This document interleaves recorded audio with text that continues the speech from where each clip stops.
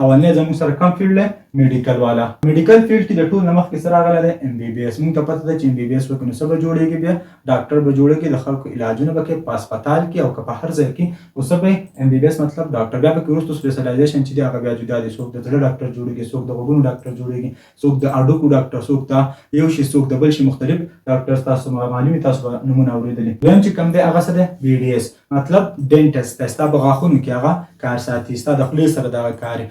دریم چې دی فارمیسي مطلب څومره دوايانې دي، میډیسن دي، ډرګز د هغې سره دا تعلق ساتي. ته به دا جوړولو کې مدد ورکولی شي یا په دا خلک عوامو ته یا هسپتالونو ته یا سټور ته رسولو کې هم ته مدد کولی شي. فارمیسي چې ته وکړې. نرسنګ مطلب د پیشنټ د مریض خیال ساتل په هسپتال کې یا ته کې د ډاکټر سره به ته یا ته ځانه کلینیک وباسې په هغې کې هم کولی شي. د هغې نه علاوه الایډ هیلث ساینسز په دې کې مین چیزونه چې دی لیب ټیکنیشن یا لیب والا په لیبارټري کې دا کار کوي، مختلف ټیسټونه به کوي.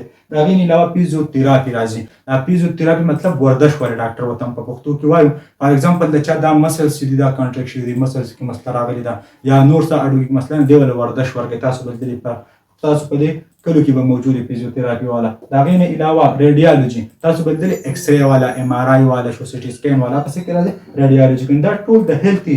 د دې نه علاوه نور هم دي خو تاسو د هغه مین خیم. دا ټول چې کوم دي دي میډیکل والا فیلډ دي. او نه خبريات ساتي که ستا به کې انټرسټ نو دې ته راتلی شي.